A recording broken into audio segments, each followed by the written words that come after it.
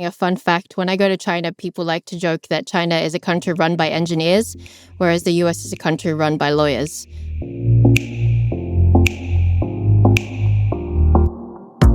Welcome to China Decode. I'm Alice Han. And I'm James Kynge. Well, today we have a very special guest, the one and the only Scott Galloway. Scott, thank you for joining us. How are you? I'm so excited about this podcast. Alice and James, I'm not only really excited to inform our listeners and provide more insight into U.S.-China relations, but if you guys work really hard and have the sort of success that I think we can register, I might get my second plane. So I'm really excited about the prospects of your success. I'm really banking on you. And James, I don't know if you've heard, but my kid is applying to college. So if this shit doesn't work, he's not going to school. So really need you to bring it, James. Really need you to bring it. I'm trying. Yeah. We'll work hard for the Ivy League education that he deserves. There you go. There you go. I'm super excited about this. So just a little bit of background on how this came about. We've had Alice, James, as you know, on the Prop G Markets podcast, and she's generally speaking like our most popular guest relative to her fame. And that is when we have Mark Cuban on or Secretary Clinton, they get a lot of positive feedback. But Alice would get that same level of feedback, and very few people knew who she was. So we thought, how do we build a podcast around Alice? And we said, you need a co-host. She said, I've got the perfect guy. But also, in terms of positioning the podcast, we thought, what subject matter has the greatest ratio of importance relative to real understanding? And this all fed from my own confusion, and that is every time I thought China, dependent upon what media I'd read lately, I thought it's either going to collapse under a demographic collapse or subprime debt in the real estate market, or their dark manufacturing expertise and new relationships scooped up through a failed American policy make it the premier nation in the world. And I could never reconcile those two. And so we're excited to try and figure out or fill that white space, if you will, in terms of understanding around what is always kind of the second word in any conversation around economics or geopolitics, and that is China. Well, thanks very much, Scott. Well, thanks very much, Scott. I mean, I'm delighted to be here, and I'm taking the title China Decode as my kind of remit. I'm trying to explain what's really happening, although that's always a very difficult thing to do when it comes to China. If this doesn't work, James, I'm convinced the China Decode name is really the key here. I'm convinced you, me, and that kid who runs TikTok, who's very handsome, I think we could start a boy band. And we need a Korean, and then boom, boy band. China Decode, the new boy band out of China and Korea. Alice, what do you think? You think we got a shot? I think it would do well. It's a good time to enter the market. James was just saying he remembered a Wham concert in '85 in Beijing. So this would be the second part to that boom. Strangely, nobody's ever told me before that I should be in a boy band. I wonder why. Yeah. Oh, it's coming. It's coming. Well, this is a great time to be doing this podcast, Scott. My clients have made a lot of money from China this year, up 30% year to date on A-shares and H-shares. So I see a rotation back into China, so it couldn't come at a better time to try to understand the second biggest market in the world. We have gotten so spoiled at the flows of both human and financial capital immediately defaulting to the U.S., and it does feel as if, and I know you sense it, Alice, that China is back. It feels as if after a really tough time with COVID, it feels, and I don't know, I can't figure out if it's our fault or their success. And I think the answer is probably yes. But when I saw the image of the year, in my opinion, the image of 24 was Trump pumping his fists into the air after the failed assassination attempt. I think the image of this year so far is the image of Xi, Putin, and Modi together looking like they're fraternity friends. I think that should send a chill down the spines of America. And I think the big winner in all of the geopolitical own goals from the United States, hands down, has got to be China. And when I see South Korea, Japan, and China, who traditionally don't get along very well, deciding to have talks, it's as if Trump was successful in inspiring a ton of economic deals. Unfortunately, they don't include the U.S. They include China and third parties. And I just think the strategic own goal of the year thus far has been these ridiculous onerous tariffs on India, thrusting what is kind of a swing vote, the ultimate swing vote in the world. It wasn't leaning left, wasn't leaning west, wasn't leaning towards China, and it feels as if we have thrusted them into the arms of the Chinese. So I think this is China ascending, and I would argue the U.S. descending. And I'm curious what you guys think, how much of it is our fault versus how much of it is China's success. China has its own structural weaknesses. I would largely say it's the US's own goals. If you compare China now to Trump 1.0, Trump 1.0, the US was much better at extricating the rest of the world from China, whether it was on trade or national security. I think in this administration, they've headed in the opposite direction for a number of reasons. And China has taken advantage of it because, like any good boxer, it's known how to read its opponent. So aside from the structural weaknesses that remain in China, I think this is largely the US scoring its own goals and China knowing how to make the most of them. But James, what do you think? I think a lot of it is down to China. I must say I have a kind of non-consensus call that gets me into trouble with some of my friends over here in the UK. I think that China is winning the tech race with the US. In fact, to be honest, I think it's already won.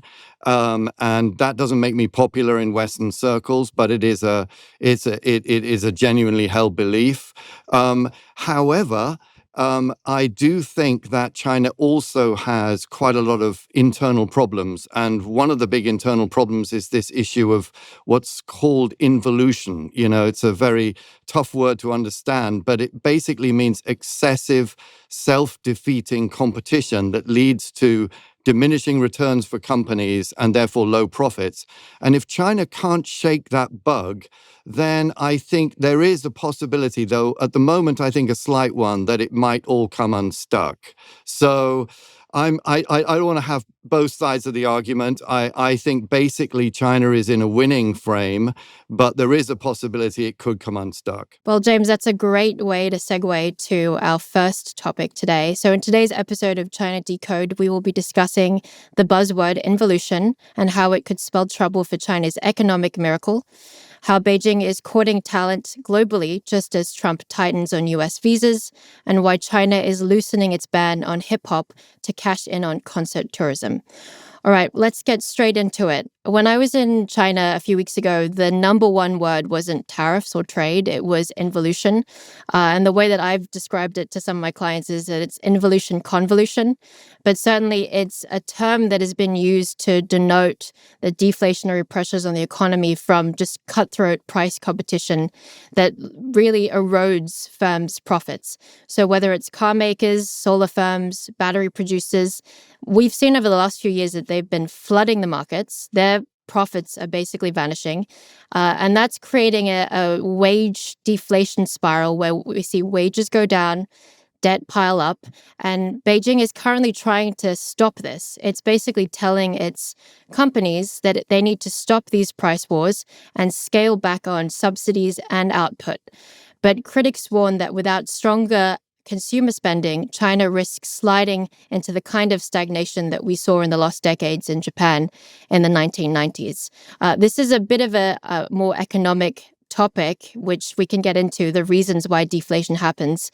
But I certainly agree with you, James, that this is one of the biggest economic issues that's happening in China. And I don't feel as though people in the West quite understand how salient or how significant this is for the Chinese economy.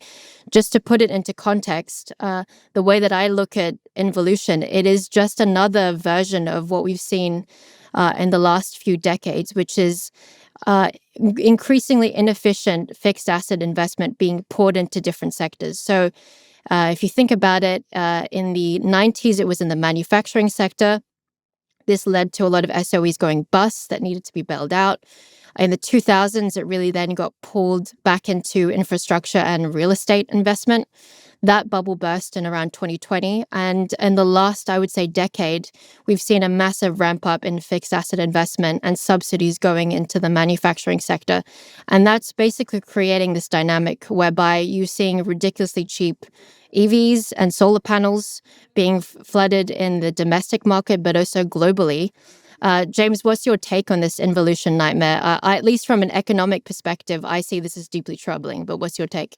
Completely. I completely on the same page. I think you're very right to highlight this. To me, involution is a tough word, almost completely not understood by anybody who speaks English. But this word could spell the end of the Chinese economic miracle if things go wrong. And just like you, Alice, I've seen the sort of foothills of this over the last 20 years or so. We all remember the $7 toaster. How did that happen? That sort of hit American shores in about the year 2000, 2005, something like that. But these days, we're in a step change. And that step change is that these unbelievably low prices are being applied to high-tech stuff. In fact, some of the highest tech products anywhere in the world. So instead of a $7 toaster, we've now got a BYD electric vehicle that's selling for about 8,000 US dollars, or the equivalent in Europe. We've got a humanoid robot from a company called Unitree that can stand up and do tricks and do kung fu, selling for 6,000 US dollars. I mean, these are fractions of the price of similar products that we've found in the West. So I think that when this involution issue is an issue for China, it's also an issue for the West. For the West, it's an issue because these products undercut, our best, most high-tech companies to a degree that we can't hope to compete with. And for China, it's an issue because the profit margins on producing an 8,000 US dollar electric vehicle of pretty high spec are just tiny.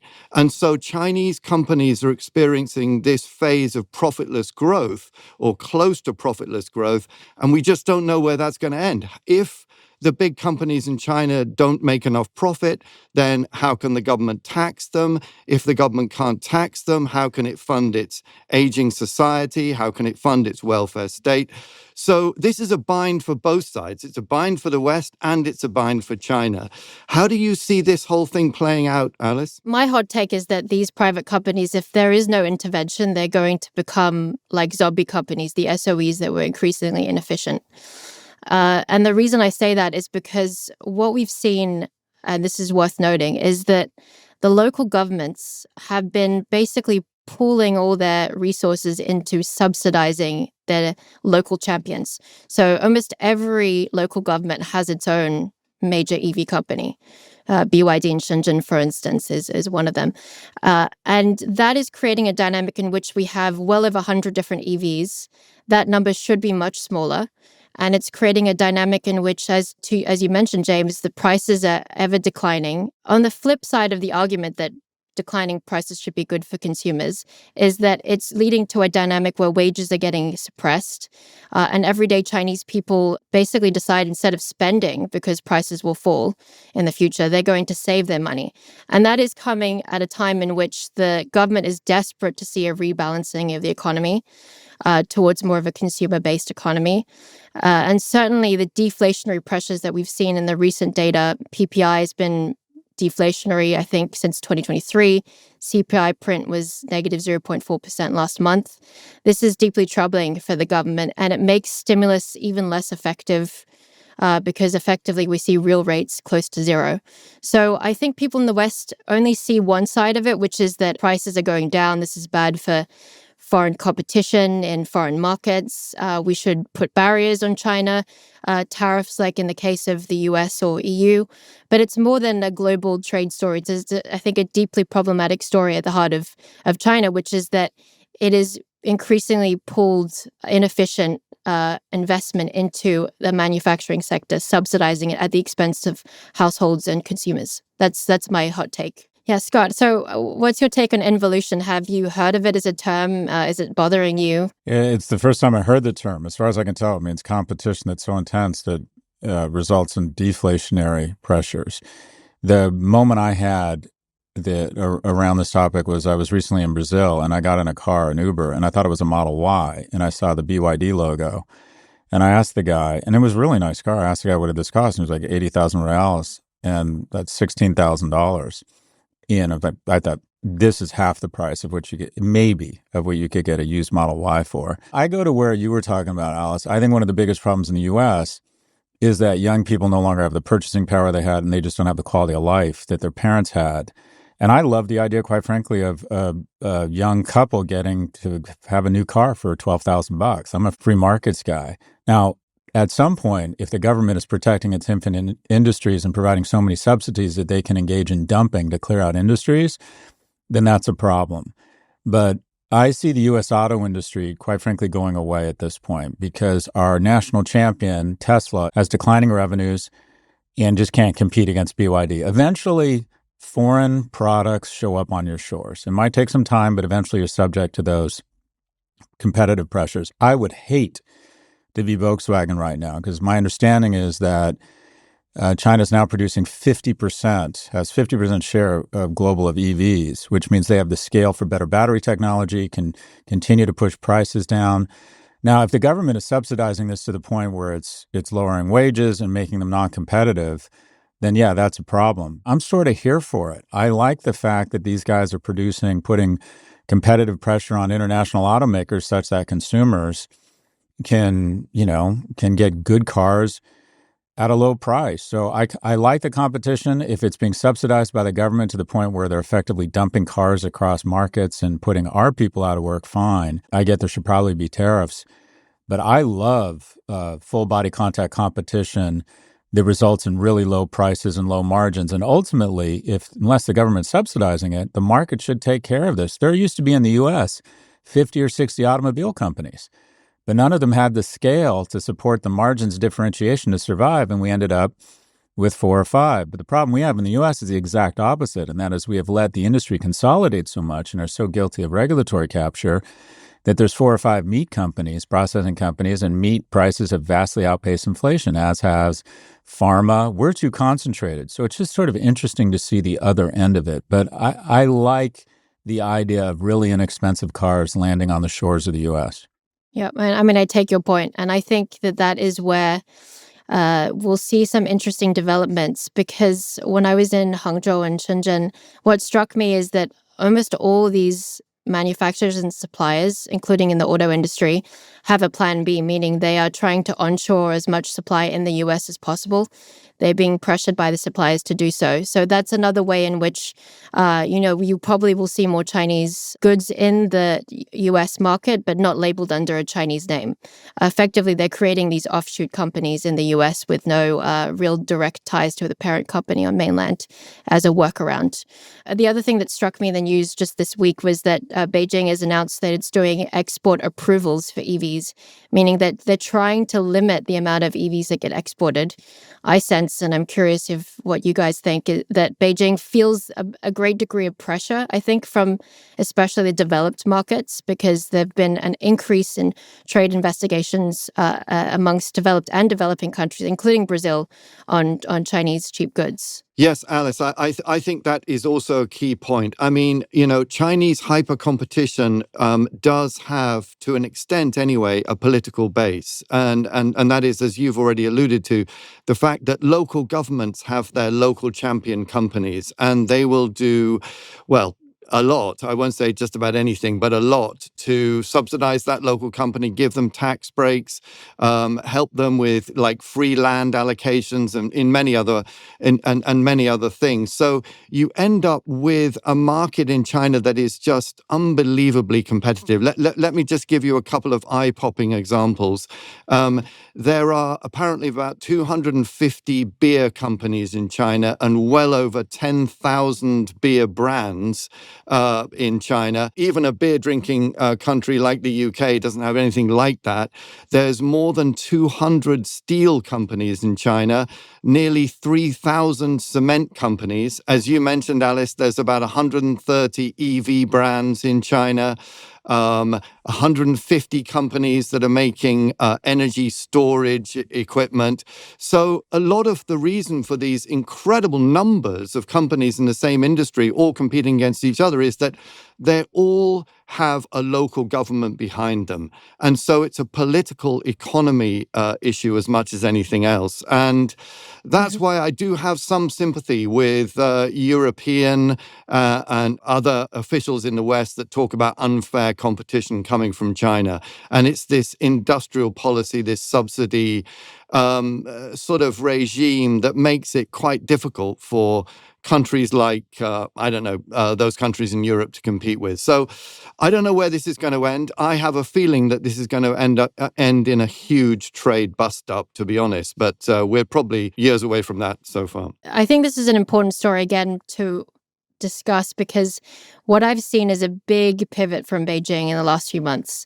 They started to treat overcapacity like it was a political and geopolitical issue. Last year I was there, they basically said this was nothing burger, and it was invented as an excuse for free market economics, which the West has benefited from for decades. But they pivoted, I think, earlier this year, and they realized that China's overcapacity engine was going to create, I think, very damaging results economically, politically. It's not a surprise that they decided to get rid of their developing economy status through the WTO. But what struck me when I was meeting some of these officials is that they actually have a plan, going back to what we're discussing about a planned economy. They have a plan to try to reduce capacity. So they were discussing using plant approvals to manage excess capacity, say in energy and steel. And apparently that's already being done. They're ensuring that suppliers are not overly squeezed on prices. They're forcing and encouraging, I've heard, consolidation in key industries like EVs, autos, and steel parts. And they're targeting specific sectors for capacity cuts. So steel, cement, PV, solar panels, EVs, coke, and metals. So I think this is actually a big story where there's a considerable amount of political heft behind this anti-involution drive. Alice, James, nice to meet you. Alice, thanks for your good work, and we're off to a great start. Thanks so much, Scott. Thanks for joining us. Thanks very much, Scott. Great to meet you.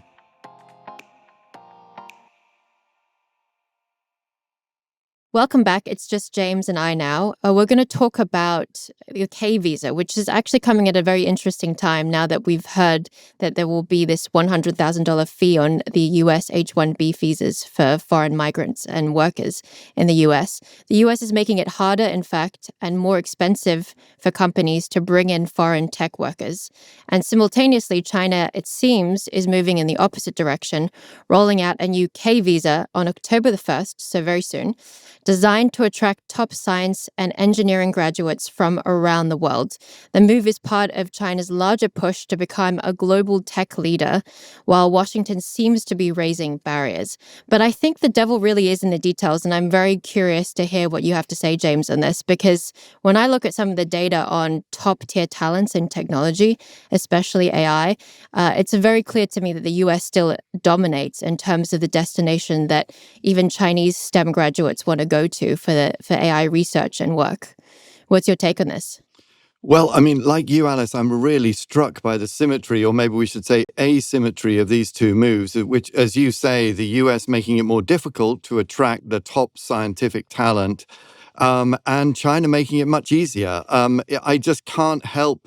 My first reaction reading this was to think of a phrase that Xi Jinping often comes up with, which is, the East is rising and the West is declining. But maybe I'm jumping to conclusions. Certainly, I think the Chinese K visa will make it easier for young foreign science, technology, engineering, and mathematical graduates to come to China, live and work. And importantly, they can do that now without a job offer, which is a significant loosening in restrictions. Also, Alice, as you say, I mean, China's had this push to attract the world's best scientific talent for quite some time now. And I think that, they've made some really big strides. I was really struck recently reading an article in the Guardian newspaper about a man called Song Chun-ju, who lived in the US for 28 years. He was a professor at the University of California in Los Angeles, and then he just upped and went to China. When he got there, he had an office in the prestigious Peking University campus. And according to the Guardian newspaper, it's an incredible place. It's a courtyard building. The back door looks onto a landscape of rocks and streams and pomegranate trees. It looks like a traditional Chinese painting. And I think you can assume that he was lured there with considerable amount of money. It wasn't as if he was poor over in California. I mean, over there he had a hilltop home on Mulholland Drive, which I understand is a fairly smart place to live. The important thing is that this man, Mr. Song Chun-ju, is regarded as a world-leading authority on artificial intelligence. And that's what China wanted to attract. So I see this K visa really as part of a bigger picture, part of a bigger push. China is very serious about getting the best talent to go to China so it can, well, overtake the US in terms of technology. What's your take on it? Well, firstly, I would agree with you that this isn't the first time. I mean, a couple of years ago, there was a lot of talk about the 1,000 Talents visa. You may or may not remember, where they were ideally getting ethnically Chinese people to come back to the mainland to work for these long-term visas in different sectors, whether it was technology or even in governance and the economy. And they would get huge signing bonuses and get all these kinds of benefits that you've alluded to as well. But my real fear is that I think we're over-sensationalizing the narrative currently. I mean, I was just crunching the numbers. China only has 1 million migrants. That's less than 1% of the population. And the US, frankly, still has over 51 million migrants, which is about 15% of the population. And what was more interesting the other day when I was looking at the Macro Polo data on this, they have great data on AI talent flows. What struck me was that in 2022, the leading countries where the most elite AI researchers work, at the top 2%, are mainly going to the US at 57% share. And then China is the next largest sum at 12%. That's still staggeringly low compared to the US. And even although you still have a very strong, I think, representation of Chinese AI researchers at the top 2% globally, I was looking at the numbers. China has 26% of the top 2% AI researchers globally. The US has 28%. India has 7%.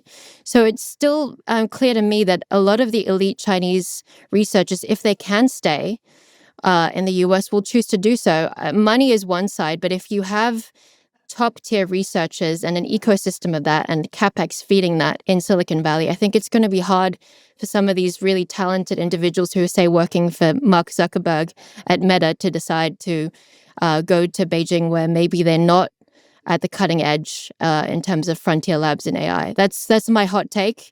I think we'll have to see how effective this is, but certainly what I could foresee is that other countries outside of the West, for instance, when I think about the global South countries, they may decide on the margin that going to China for education and for work is more attractive than, say, the US. What struck me as well by the H-1B visa debacle in some respects is that 70% of the H-1B visa holders and their dependents are from India.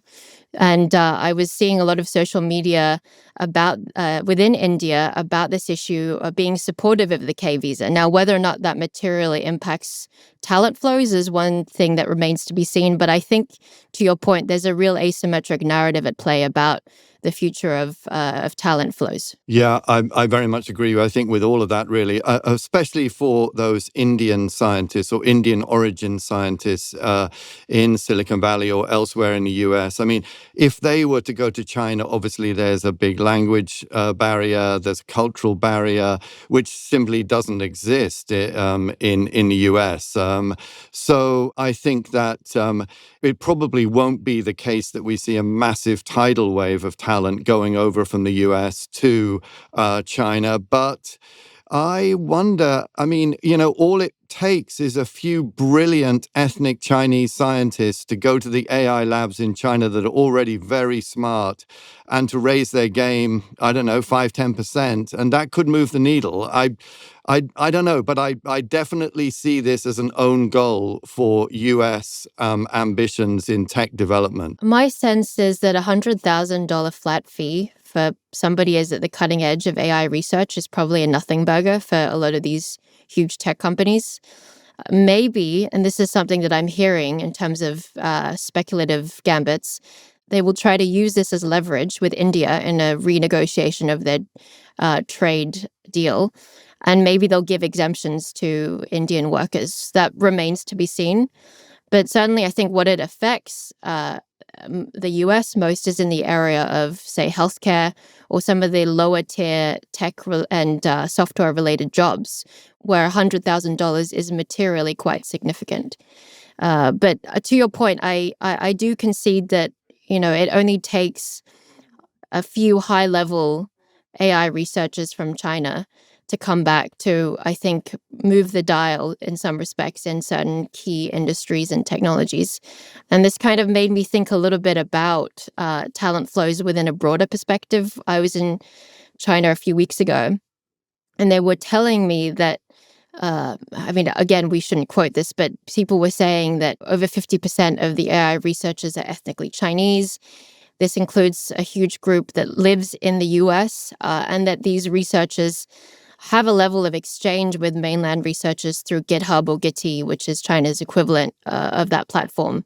And so there's a degree of open source sharing of information that is occurring that I think could be quite significant. But this all reminds me that at the end of the day, a key driver behind technology is talent flows. Absolutely. And I also think it's a really key point you made there about the possibility that this is a bargaining chip or a negotiating ploy that the Trump administration may use further down the line to, loosen these restrictions they've announced or reduce the price, maybe bring it down from 100,000 to something less in order to get some other concession perhaps from the Indian government. I think that's a key point. I think that could certainly happen. James, since you've lived in China for a considerable amount of time, what's your attitude about the cultural elements of the workplace? Because to my mind, China is not quite Japan, which is quite, I would say, homogenous in its monoculture, I would say.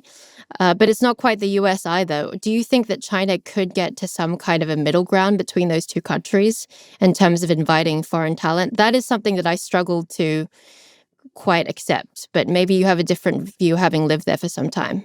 Yeah, I was thinking about this afternoon, actually. My first reaction was it'll be really tough for people scientists, technologists who don't speak fluent Chinese to integrate into a Chinese workplace. But, the companies that I worked in China, one of them had about 300 people, and I was one of only 3 foreigners there.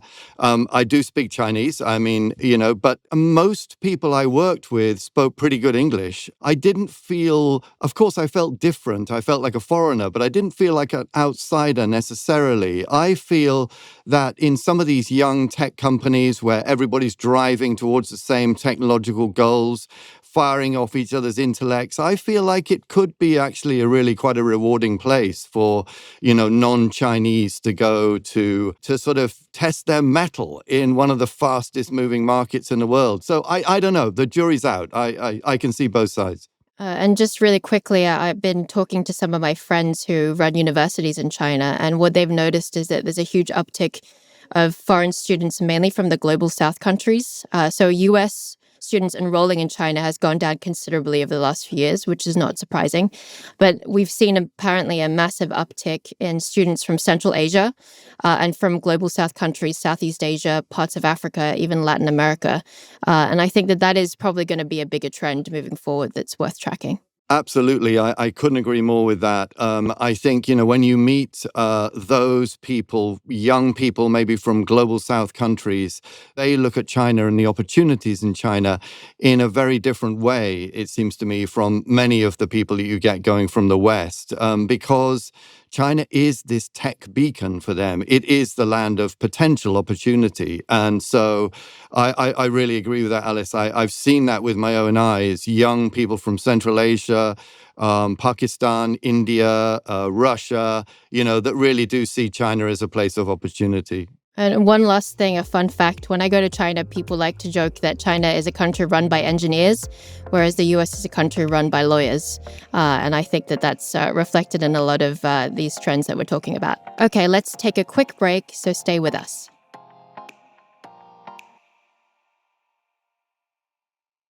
Welcome back. So, a few weeks ago, we talked about China exporting pop culture with Labubus, but it seems to also be importing more than it used to allow. Beijing is loosening its music censorship and cashing in on concert tourism. After Kanye West drew massive crowds in Shanghai this summer, Travis Scott is bringing his Circus Maximus tour to Macau and Hainan this fall in November. This is a big shift. Hip hop stars, once kept out, are now being welcomed as tools to potentially boost domestic tourism and soften China's global image. Local governments are betting these blockbuster shows can fuel their economies the way gambling and duty-free shopping once did. I have to confess, James, I'm probably one of the worst people to talk about hip hop. I know basically nothing. My Spotify is mainly old jazz and 60s, 70s rock. So I had to do a little bit of a read up on hip hop, its origins, why China is embracing it. To my mind, it's partly a story of trying to improve China's global image, especially after zero COVID. And it's partly a story of local governments and the central government trying to boost, I think, tourism-related services and revenues.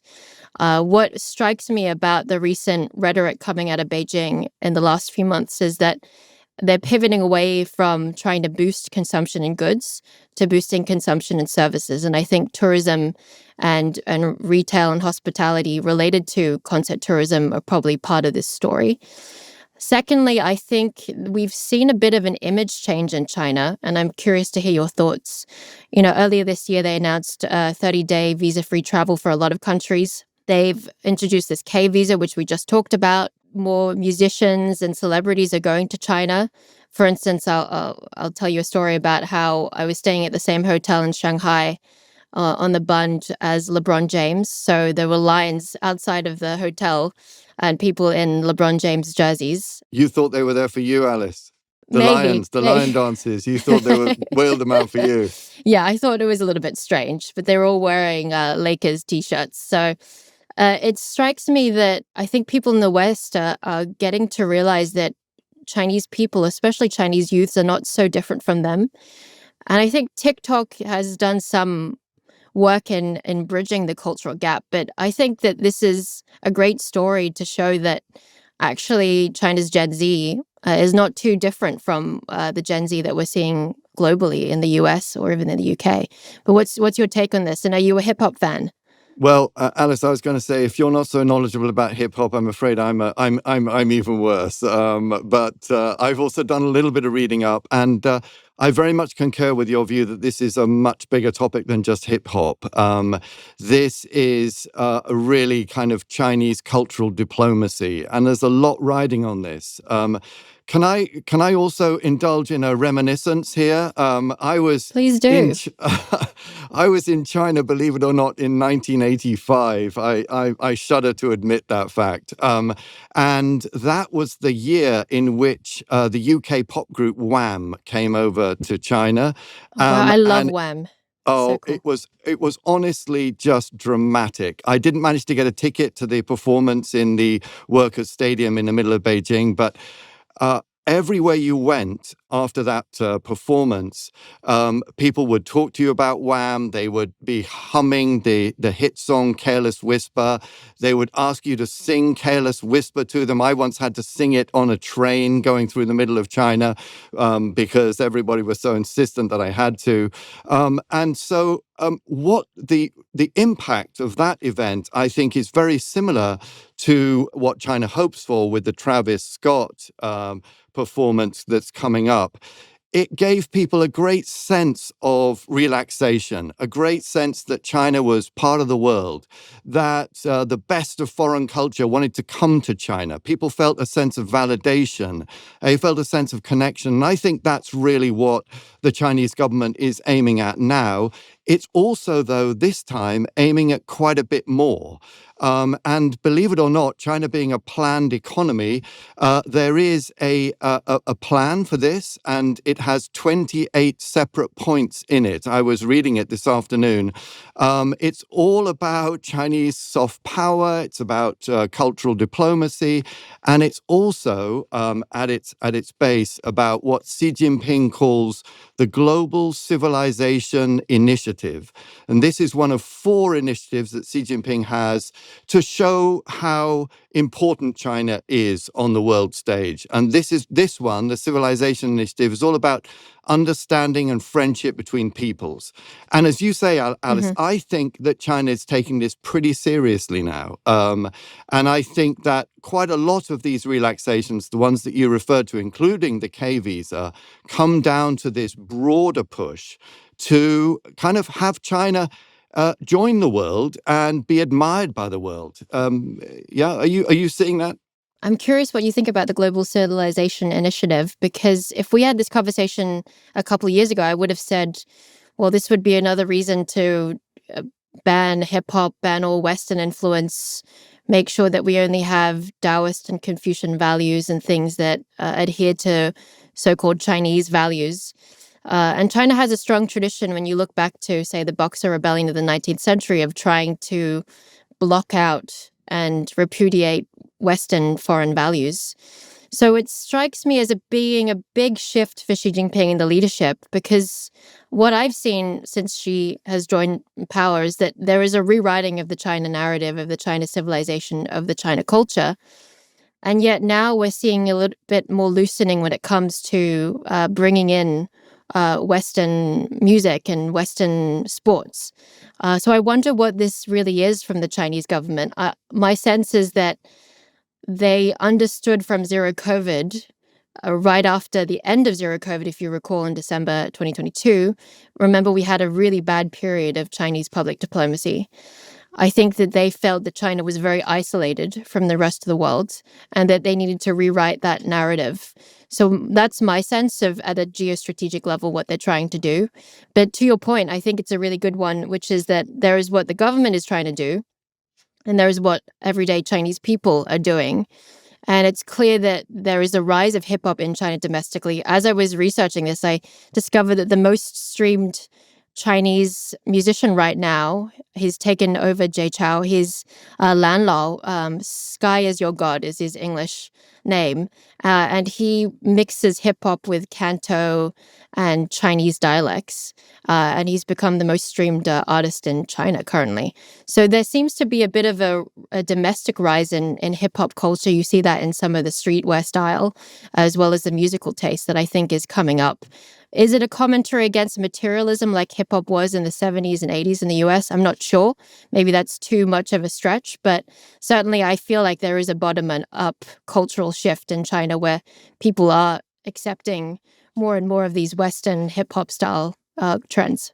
I think you raise a really great point there, Alice, because, I mean, hip hop is somewhat countercultural, as I understand it. I mean, it's not the sort of music that you would expect to be, supportive of an authoritarian state, put it like that. And so this does seem to be a bit of a risk to me, from one perspective. From another perspective, it's going to please the crowds, particularly the young crowds in China. And, there was recent statistics that came out the other day saying that 19.8%, I believe, nearly 20% of people between the ages of 18 and 24 can't find a job.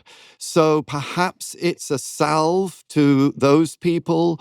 Perhaps it's a gambit to try to gain popularity among young people who are feeling a little bit disenfranchised, a bit disconnected in China these days. But I also do feel that sense that this is a bit of a risk for a highly sort of authoritarian state that wants everything to be just nice, squared away, cornered away. I mean, hip hop is not that, right? It's a freewheeling countercultural message. Wouldn't be surprised if there's some kind of a crackdown if things get too underhand. And certainly it somewhat fits into the Gen Z culture of Tangping and Involution, which we'll get into just a bit, where it's sort of a cultural backlash against excessive materialism and social climbing and the nouveau riche system. And I think hip hop somewhat fits into that prevailing trend amongst Chinese youths. A quick story: when I was in Beijing earlier this year, and I should have seen this as a big shift, I saw a performance or some random little area in Beijing of young kids. I think there were 6, 7, 8-year-old kids breakdancing in they were doing a little mini breakdancing competition in the square. And that, I think, should have been a green flag to me that there was a cultural shift that was starting to happen amongst Chinese youths. But just quickly on the numbers, I think people should remember that services are still a huge part of the economy. 57% of China's GDP, that's higher than manufacturing sector. And the services share of employment is around 45%. That's still a very significant share of the labor market. That's a big part of it. Maybe, the economic drive to boost the services sector is a big part of this. I'm definitely going to be watching with interest to see how Travis Scott gets on. Don't worry. It's basically too much excessive competition that's driving down prices and leading to deflation. All right, that's all for this episode. Thank you for listening to China Decode. This is a production of Prof G Media. Make sure to follow us wherever you get your podcasts so you don't miss an episode. Talk to you again next week.